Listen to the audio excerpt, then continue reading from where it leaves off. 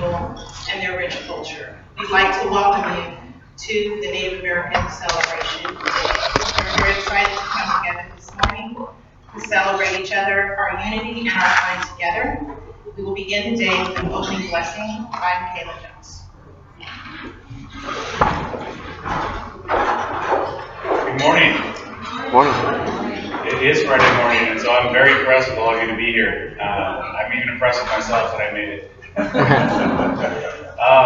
going to offer a prayer this morning, and it was the way that I was taught growing up, and I want to kind of share what I always share whenever I do prayer is that you pray in your own way. You know, all of us come from different walks of life and different communities, different cultures, and most cultures have ways that they pray and the way that they think of good things to come. And so even though I offer this prayer, I offer it in a respectful way, and I invite you to pray in your own way. And again, this is just the way I was taught, and so that's the way I pray. So,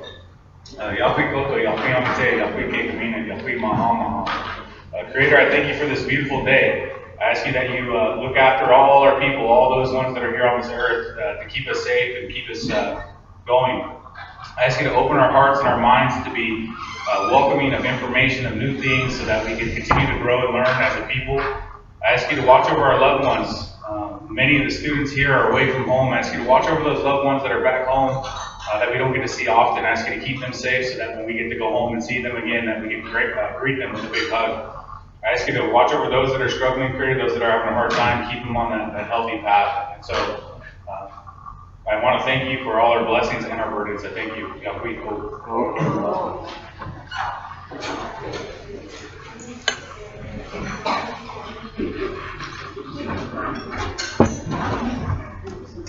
Thank you, Michaela, for that blessing. At this point in our program, we will have words of welcome and introduction by our provost, Franklin Harmson.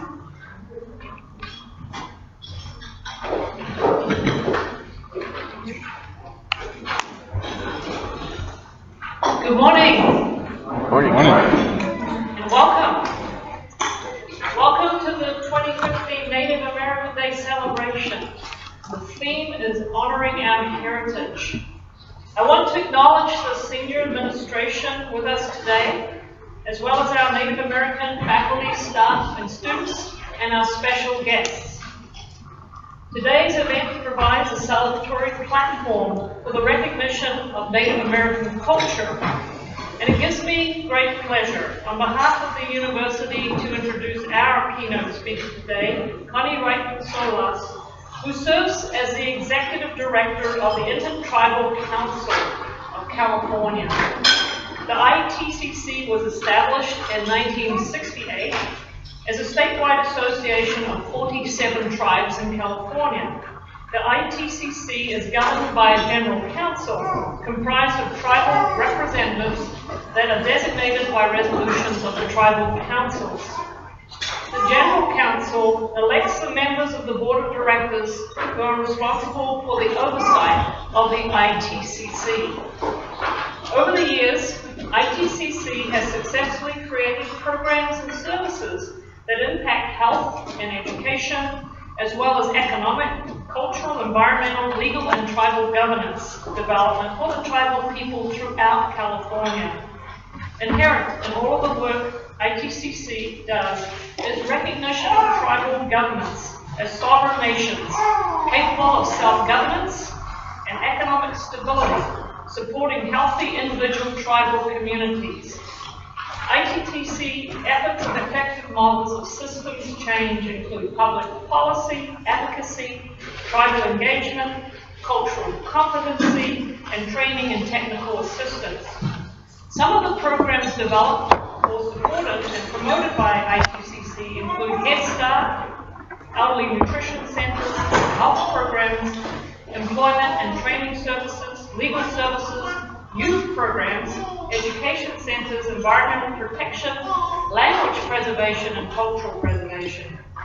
ITCC carries on a legacy of uniting tribal people in California, standing together with respect for each other, caring for families and communities, building for future generations, and keeping traditions and cultural practices alive. Please join me in welcoming Connie Wright-Solas, who is an expert in public policy development, particularly in the area of government-to-government relationships between tribes and the state and federal governments, and whose life work has been the improvement of the lives of her people. Please welcome Connie to share words of inspiration today. Thank you.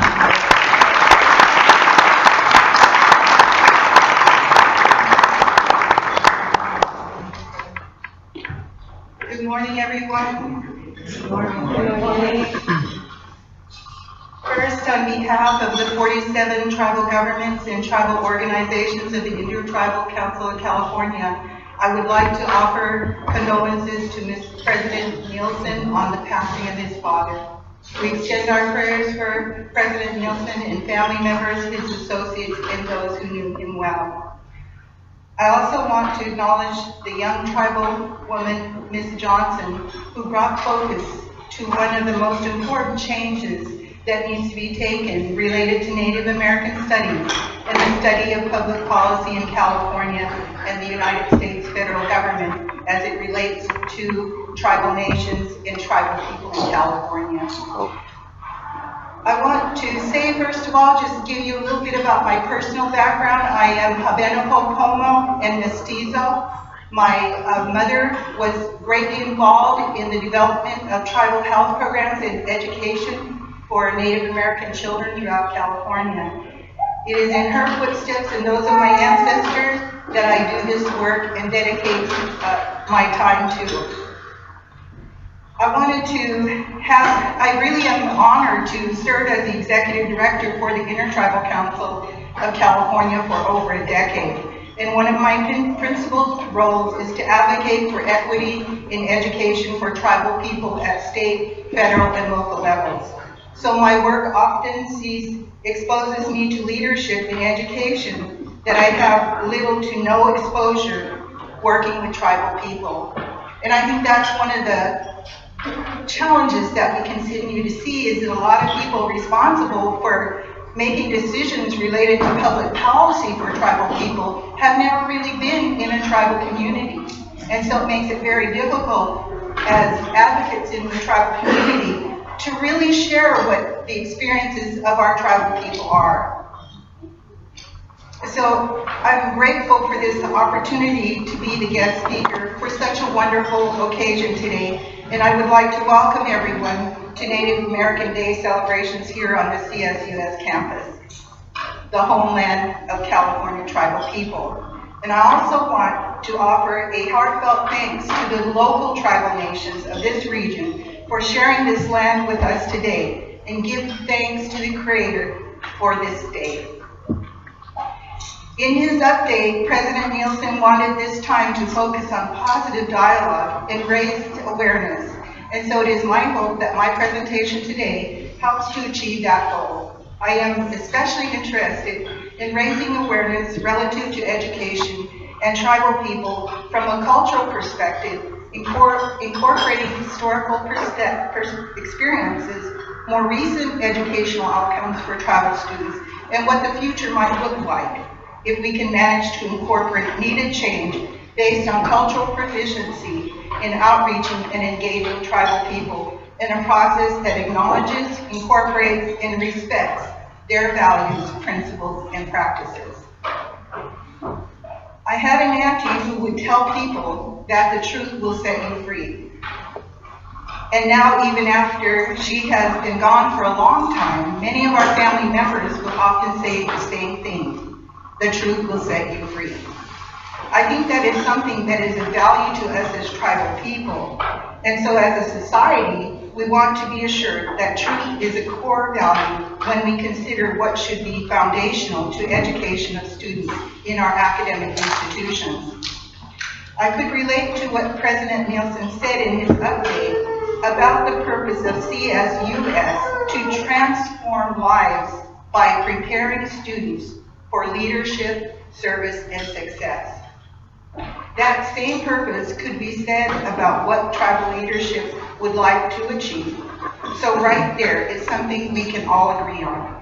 We too value education and seek the benefits of informed leadership, cultural proficient services, and success in achieving the preservation of our tribal nations for future generations.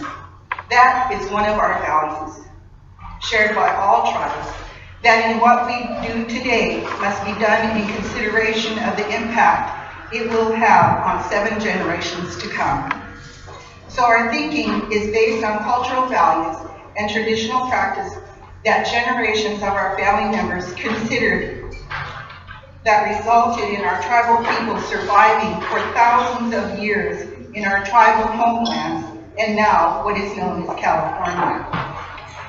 When I say that tribal people have been here for thousands of years, I am talking about the fact that the tribal people and family that I come from have been living along the shores of Cabatin or Clear Lake in Lake County, California for over 9,000 years, according to carbon dating methods. That is my family history as a tribal person. My mother used to tell us that when they found our people in Clear Lake, they said our people were the singingest people they ever found. Well, what my mother said was that we were not just singing, we were giving thanks to the Creator for all his bounty, for all the gifts provided for our people, things to eat, see, hear, feel, all blessings of the Creator. So they weren't just singing, they were praising and giving thanks to the Creator. I could go on and on about the things my mother used to share with my brothers, my sister, and me about cultural beliefs and traditional practices, but I don't have enough time. What I do want to share, though, is that she was taken from her home and put into a government boarding school, as were thousands of other tribal children. What we know about the government boarding schools is that tribal children were brutalized, tortured, and traumatized. And as evidenced by the thousands of children's graves, many died without ever seeing their families again. This is the relationship that tribal families experienced for decades, and as a result, have a somewhat different perspective about education than any other group of people in the United States. The education systems did not allow tribal children in schools in California until the 1920s. And even then, tribal children were bullied, ignored, taunted, and often excluded from school activities. I know that may not seem like much to others, but I often ask people what they would have done if someone had come knocking at their door one day and said that they came to take your child or children away because that was the law, and you could not stop them, or you would be taken to jail. Moreover, these educational institutions were great distances away, so even if you were told where your child was going, without transportation, you would not be able to visit them. My mother shared that night after night, she would cry because she missed her mother and grandfather and wanted to go home. She said that one of the older Indian girls would hold her and rock her to sleep, until after a while she didn't cry as much. So that is what I learned from my mother, about her educational experience. What we know now is that even today, many tribal families still tell the children to hide when a strange car comes onto the reservation or rancheria and approaches their homes. Our families remain impacted by the experiences of their mothers, fathers, aunties, uncles, grandparents, and other relatives in their educational experience. By no means do I compare the current educational institutions to what tribal people have experienced. Rather, I want to provide awareness around the educational experiences of tribal people over a prolonged period of time and the multi-generational trauma suffered as a result of their experience. Exacerbated by poverty, substandard housing, poor health, poor nutrition, and other health-related conditions that exist in our tribal communities throughout California today.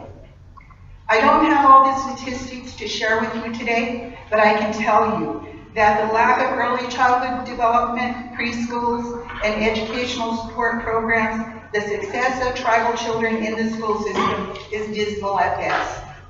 Although we are seeing increased graduation rates for tribal students, the dropout rates, truancy, and grade level achievement are not encouraging. The bullying, racism, and social isolation in schools can be unbearable for tribal children. Well, it isn't all bad news, however, because we are seeing improvements. But we have a long way to go to achieve some level of equity in the education of tribal children and youth, and for tribal students attending institutions of higher education. With a population of over 600,000 American Indians, California is home to one of the largest populations of tribal people in the United States, and has over 100 tribal governments located throughout predominantly rural areas of California. And that too was done based on public policy to isolate and move tribal people off of their traditional homelands so that they could be reserved to a certain location. Recent economic development on some tribes has made significant differences in the lives of tribal people, and some of those tribes make significant contributions of money to state universities, but that doesn't necessarily improve educational outcomes for tribal students in those universities. I know I have talked about a lot of things, but I think these are things that are important to share. It is not the whole picture, but hopefully enough to see that time has to be taken to determine how the experience of our tribal people with education systems can be modified to accommodate the true historical experiences of tribal people, so that future leaders, people that serve tribal communities, and those that work in tribal communities can achieve a level of success supported by an academic experience that incorporates a more informed, culturally proficient, and humanistic approach to the education of American Indians and Native Americans. I'm looking forward to the planned activities cited in President Nielsen's update to share more about the educational challenges and opportunities for tribal students and others seeking to learn about tribal nations and our tribal people. We are looking to share with everyone what we think will move us towards a more culturally proficient perspective aimed at improving the academic programs relevant to tribal history, culture, and information that can prepare future leaders that are culturally aware of the first people of this land, knowing that we all can contribute to the survival of our tribal communities for future generations of tribal people. I want to encourage everyone to participate in the coming activities, promoting inclusion, academic freedom, respect, tolerance, and the value of means for difficult discussions on campus in our society today. And those are the words from the President's update. I know that our tribal leaders support this kind of effort, and that's what I wanted to share with you today. This kind of effort will provide input to the process, and so participation is critical. I want to thank everyone involved, Ricardo, Michaela, and others who made it possible for me to be here this morning. Just know that our tribal association is committed to promoting these types of opportunities to learn and grow and understand each other's culture, values, and principles. Our tribal communities believe in principles of belonging, interdependence, mastery, and generosity. And that means we're willing to work to master something. It means that once we learn, we will share. That's part of the generosity and the interdependence and the belonging that comes out of that is something we can create, an environment that we can create for our children, whether they are in preschools or in our universities throughout California, so that they can continue to survive as tribal nations that have survived for thousands of years. We always welcome everyone to our homelands, and we continue to do that today, and we're hopeful that those traditional practices will enable us to help our tribal communities survive so that future generations of tribal people can continue to walk in the homelands of our American Indian people in California. Thank you for your attention this morning, and I hope you shared a perspective that you have not heard before, but of course opens the door to future communications. Thank you.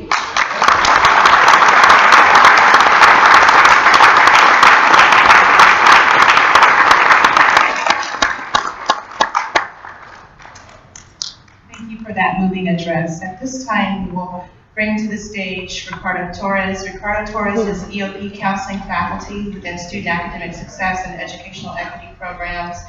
He has played a lead role in advocating for American Indian students on our campus, so I thank him for all that he's done and also being a mentor to me as well. Ricardo Torres.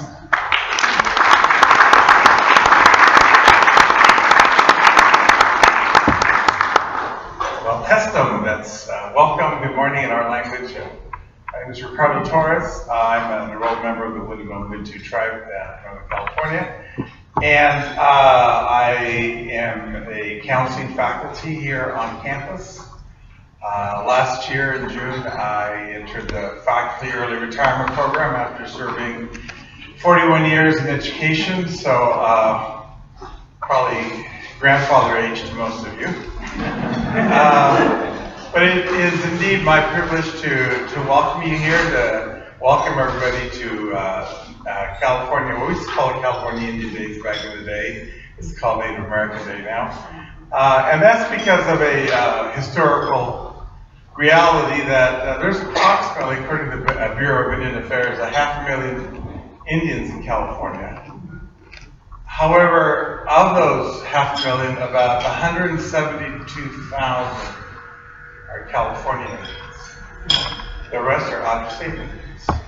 Because in the 1950s, the government had a relocation policy that brought Indians on the Southern Pacific Railroad train from the Southwest into California and into Los Angeles. So we have a humongous urban native population in Los Angeles, San Francisco, and that's why we have such a large urban native community in San Francisco. Also, during the Dust Bowl, we had a lot of the Cherokees from Oklahoma join the ranks in California. Many of them took harbor in California Indian communities. And so if you ever know where Blue Lake Rancheria is up by Arcata, if you look at their government structure, they have a Cherokee council, which makes up that rancheria. So part of the governance structure of a California Indian tribe actually has a Cherokee committee on it as well. Only because we accommodated in this family, and we provided refuge for our brothers and sisters from Oklahoma. But it is indeed my pleasure today to introduce your next speaker. And I met him at the turn of the century.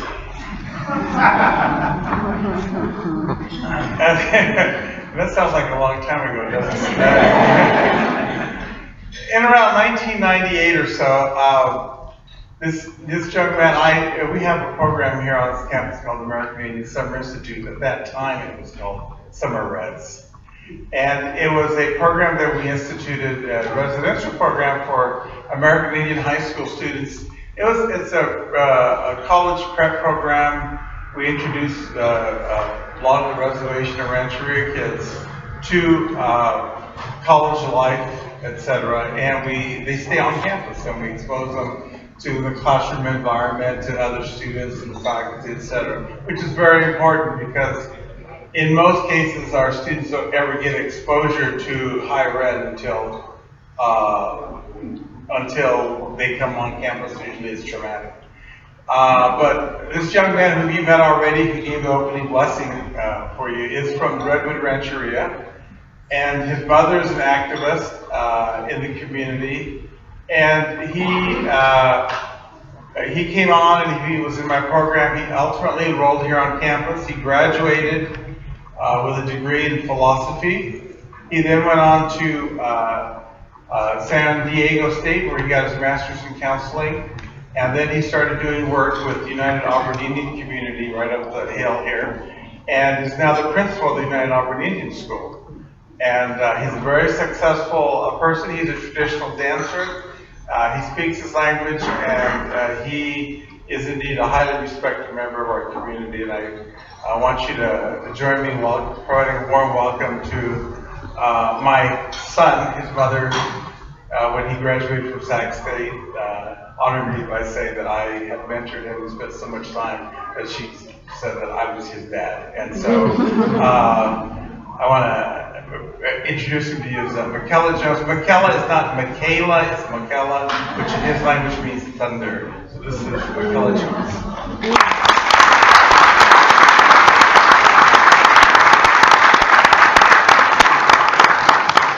All right, hello again. Thank you, RT. And I think that kind of made me feel old. During the century? I'm getting there. It's really an honor to be able to come and speak to all the students here and the staff that were able to make it from CCUS. I really have a warm place in my heart for Sacramento State. I really love my time here. It's interesting because I see the young students here, and I'm just proud because I know the journey that you're on to improve yourself, to go to school and get educated. And yeah, I studied philosophy. So I can think real hard about being unemployed. Just either teach, right, or keep going to school. When I was going to school here, it was really challenging. Like I said, it was a beautiful time for me. I grew up in River Valley, which is really close to Lake County, where Connie's from. And you know, I always like to share. I was denied from Humboldt State.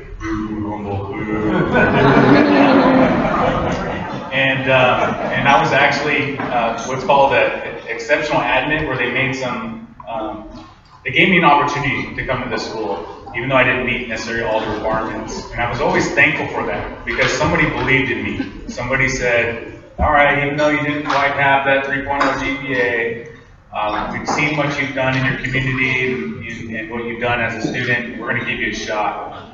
And I always appreciated that, because even though it was very difficult to leave home, and I always like to share that with people, as Connie mentioned, the aspects of community life for a lot of Native people that grow up on a community is belonging, that we are in our home.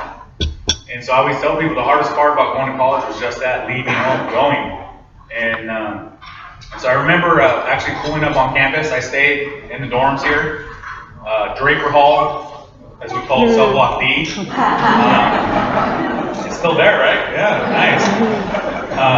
And I remember I remember pulling up into, I came on the very last day that you could check in the dorm, Sunday evening, I came in. And Monday school started. And I remember pulling into campus off J Street and just hitting me like a baseball bat. And I was like, man, all my stuff is in the back of my mom's car. She's dropping me off, but she's not coming with me. I don't know anybody. I mean, I don't even know my roommate. And we're sleeping in like this little cubby hole. It was a dorm, so really small. But I got really nervous, and I was really, really afraid. And I was really scared of failing. And so I remember taking all my stuff out. I remember having a hard time, but I always had people that would come up to me and say, I'm proud of you. When I came to this school, if I was able to graduate, I would be the first male from my tribe to actually have a 4-year degree. And so I felt a lot of pressure. And I remember getting here, and I told myself that nobody knows me. There's over 30,000 students here, and nobody knows who I am. And it gave me an opportunity to recreate myself as a scholar. In high school, I didn't feel like a scholar. In high school, I was a jock, or I was the big Indian guy. It wasn't my reputation to be a scholar. And so since nobody knew me here, I said, here's my opportunity to make a change in how I want to be perceived. And so I tried as hard as I can, I did as best that I could. And I remember after that first year, I made the dean's list. All right, and so I called my dad, and I'm like, hey, you know, guess what, Dad, I made the dean's list. And he's like, go to his office, apologize, and tell him you'll never do it again. Oh man, it's a good thing. Did good. But what I really loved about this place, you know, is that you learn so much about yourself. And so that all of you students that are here, you're on this journey, and you're going to learn so much about yourself. And so as much as I learned about the books, I had my own kind of cultural renaissance within myself, building my identity. Even though, yeah, we're out of high school, we're in college now, you're still developing your sense of self and who you are. And that identity is key. And so I'm always proud to say, I actually learned my language here. It wasn't taught by my grandma or my mom at home. It was funny, I actually went to the Dean of Student Affairs office, and I told him, I think it was my last year or two, and I had to do the foreign language. And I went up to his office and I said, hey, could you sign the slip because I already know foreign language? And he said, sure, what's your language? What's your foreign language? And I said, English. And he laughed, and he did laugh, and he said, you know, I get it. He said, but you could take like an African American experience, Native American experience class. You could learn a lot about the culture.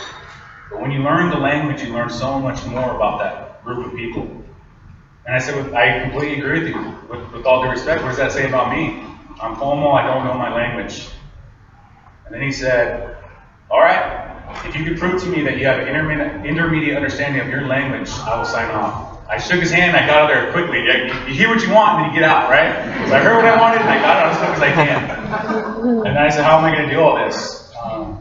And it was the community here. The community here at the school, the support that I had, not only from CSU Sacramento, but also from UC Davis. Everything seemed to come together. And I had so much support here. I'm an EOP student, and I was EOP here. Yep, right?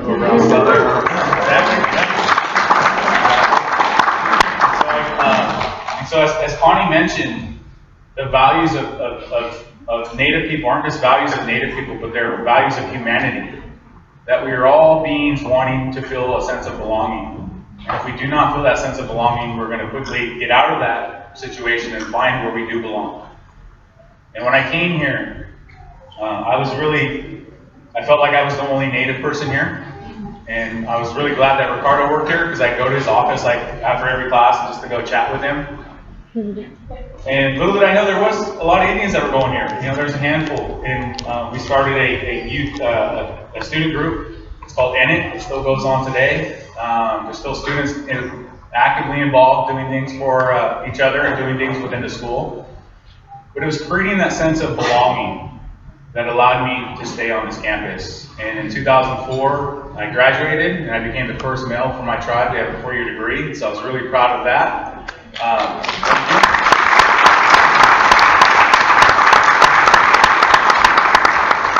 And many of you in this room were going to be maybe first generation college students as well. And as Connie mentioned, what we are doing, and when we look at our beliefs, is whatever actions we do now, we have to think 7 generations ahead. How is this going to impact the children of the future? And so for those of you that are here getting your education, those of you that are first from your family, just like I was, you are sending a wave to the future that says education is important, that improving yourself is important, and that regardless of your home life situation, that if you really dedicate yourself, you could be successful, you could graduate. And so I really want to acknowledge you guys and say thank you for doing this on this special day that we look at, specifically Native American Day. Is, you know, we have Kadima Hall, you know, here, named after a traditional village of the people that lived along this river here. This campus is special. This campus is unique, in that it's important for all of you to help. Because it's not just Native people advocating for Native people that are going to create positive change, but it's people advocating for people that are going to create change. We're not mascots.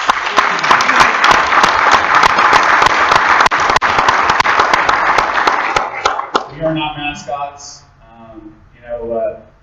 We have a history that is important, and education is so powerful. Education has the ability to tear you down, but it also has the ability to heal. And so that's why I love Sac State. I had a lot of healing here while I was going to school and figuring out who I was.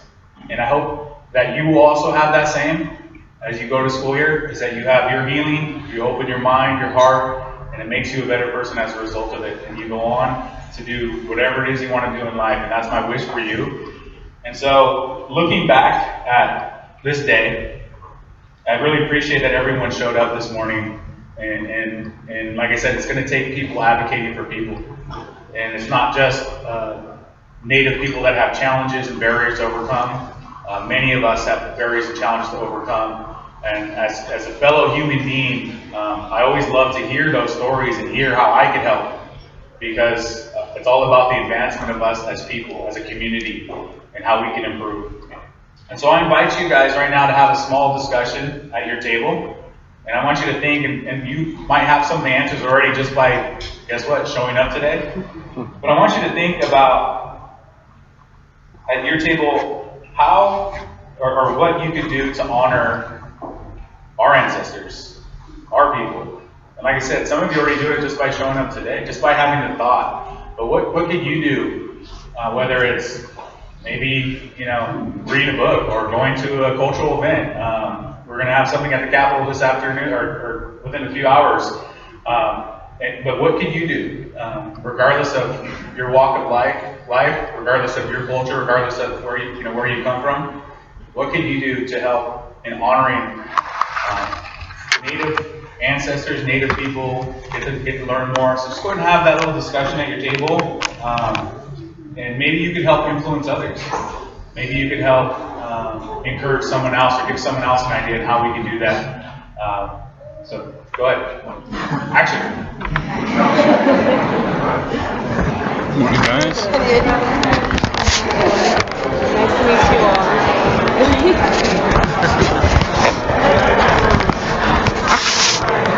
I mean, for me, the most important thing is acknowledging that. I feel like because they're not acknowledged at all. Like a lot of Native American people just a lot of people face racism, but I feel like it's not even acknowledged that Native American people are people. Yeah. We were here. We've had. You walk around with a burqa on all the time. Everyone could walk around with a burqa on. Maybe there'd be a burqa day, and that would be an interesting way of revealing what shouldn't have to be revealed.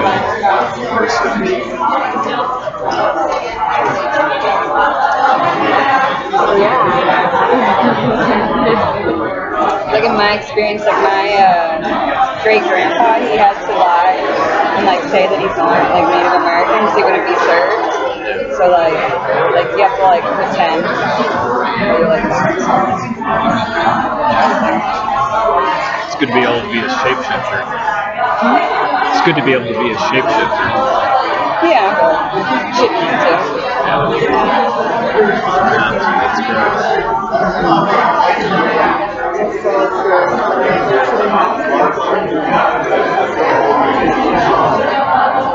Yeah, he had to say he's Mexican.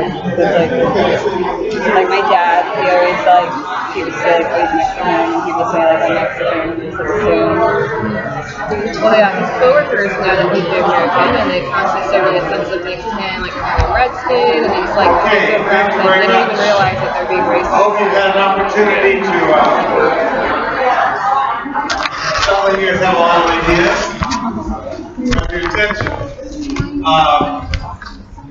Just for your information, not only is there a public acknowledgement of Native Day happening at the Capitol beginning at about 10 today. For the local Indian community, we also have our own social celebrations. This is customarily the time that we celebrate gathering of acorns and our acorn festivals. And so soon we'll have our salmon festivals, assuming there's water for the salmon to swim in. In any case, at 6 o'clock today at the state capitol, in the evening after all the public stuff happens, we do have a ceremony that the local tribes honor the California oak tree. So we will do the oak tree dance at 6 p.m. It's in Capitol Park at 13th and N, right across the street from the Presbyterian Church. Right there, there's the only native oak tree in the Arboretum there at the Capitol. Also this weekend, beginning this evening at sunset, begins the 3-day Chauncey Dance Festival up at Grinding Rock State Park above Jackson. And those dances go all day and all night. They'll begin this evening at sunset and they'll go all night. So they have a roundhouse there, which is a ceremonial house. And this dance group that you're going to be seeing a little bit, as well as the dance groups from the region, from as far away as Lake Sonoma County, Colusa, and down south. The different tribal groups will be dancing all weekend there, so if you have an opportunity, please take advantage of going up and checking it out. It's free, however, you do have to pay for parking. It's like $5. It's a state parking, it's a state park, so you pay their whatever fee they charge you. In any case, that tradition has been going on for many, many years. But before I introduce the group today, I want to just, it is custom that when someone gives a blessing that you give them a gift, and I'm not going to give Michaela a gift today. However, I do want to give his son a gift because Michaela has a wonderful, beautiful son, and Michaela, as you can see, is passing on his heart and generation and his culture. And to promote that, I would like to offer this gift for his son, and it's a small clapper stick. And you'll hear he's clapper sticks right now with the group, so this is for your son.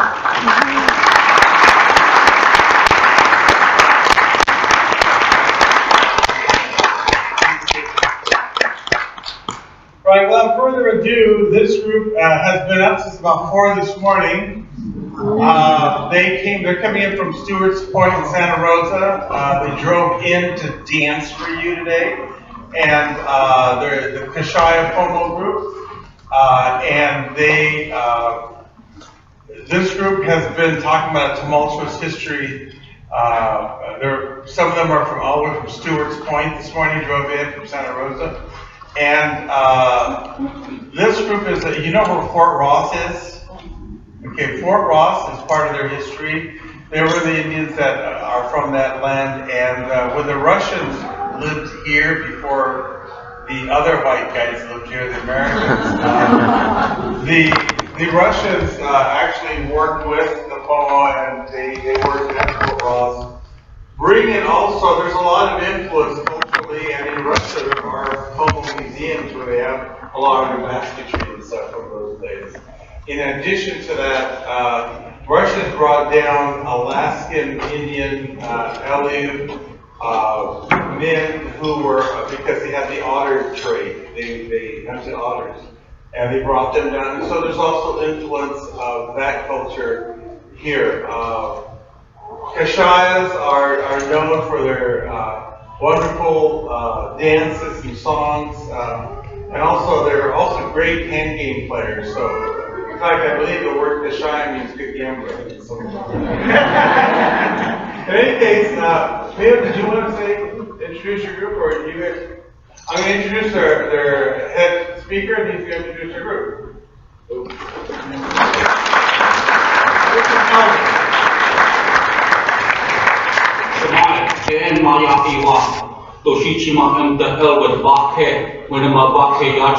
Basically what I said is, hello, how all you guys are doing. My name is Elwood. I'm from people on top of the land. And basically what we're going to do is a few dances we call Toto, Hosea. You know, these dances, we honor the animals. You know, like the ones that you see the boys, we honor that deer for its meat that gave its life for us to live and survive. And we as Pomo people, we believe that everything was life. The water, the birds, the trees, the animals. And when we went out to harvest these things, we gave thanks to the Creator, Mother Earth, the spirits that were there, because we were taken from it. And so that's like I teach my grandchildren. When we go out in the yard, pick a tomato, you give thanks for that. You leave an offering for that because you're taking this life to nourish our bodies, give us strength, make it through this world today. So, and like we believe a lot too with this dance, you know, the feathers. There was a bird called Kahaya. He traveled from reservation and gave each feather to the tribe and said that you're going to dance and honor us. You know, and we believe back in the days that the animals talk like us humans, and we came after the animals. So that's why we honor these animals. animals. And back at home, we have other spiritual dances that honor the stars, you know, the water, the trees, the wind, you know, and spiritual healing. And a lot of people think like when we're healing, it's cancer, you know, it's some sickness. Mainly what we're healing our spirit, because there's anger, there's hatred, there's jealousy that builds up in us. And so we're asking Spirit to heal that, get rid of that sickness, cast in that wind and let Him deal with it. You know, that we become better people, loving people, to love one another. And that's what a lot of people don't understand today, is that the village was all the people, not just the chief, not the certain family, that it's all of us. So when we went and hunted deer, we gave all the people part of it. We shared and gave thanks for that. So that's a lot of things that we teach our children. And like I said, there, you know, like these songs, these are old songs that came to our family through dreams. The Spirit, you know, through the water, the wind. You know, these songs weren't, oh, one day I'm going to make a song up. You know, these songs were given to us through the spirits. And so we honor them and give thanks in the spirits. And like I said, there's new stuff that comes, you know, for today's society. Because like a lot of these songs are so old, and like when people ask me language do you say hamburger? We never had a word for hamburger. We had a word for deer, elk. You know what I mean? So our language is old, but it's pure at heart. We never had bad words. We never had cuss words. You know, everything referred to back then. And so that's what we teach our children, you know, that we were good, honest people that loved one another, treated one another. You know, and back on my mother's side, she's Eastern Como. You know, and we had a great uncle that was a runner. He's almost 100 years old now, but he remember running the hills to Lake County, Clear Lake area, going to Hopland, inviting people to dance. You know, he talked about traveling from Clear Lake to the ocean where my people, the Shia people are. And he said there'd be villages lined up on that ocean. You know, gathering fish, abalone, kelp, seaweed, all these, you know, food that was given to us. You know, we call that water food back at home. And so he said that they would travel to the ocean and gather tribes from all over be there. And they would trade. That's when they put up and trade, play hand games, grass games, you know, trade songs, you know, different regalia. They'd trade all these things and they'd head back home. Salt, you know, all these things was valuable to us, you know, and stuff. And so that's what I teach my grandchildren. My family, you know what I mean, the acorn. There's so much to be thankful for today. The berries, like back at home, we have a berry dance where we give thanks to that new spring dance, you know, for the honor of the new food to come. You know, like the young man said, the acorn, you know, we give thanks to all that. So we're going to do a few songs and dances from our way and hope that, you know, and like, we ask that no photos be taken, you know, this is meant for you guys here today. You know, we don't believe in that internet stuff, you know, YouTube stuff, you know, that this is meant for you guys to see today, that hopefully you go home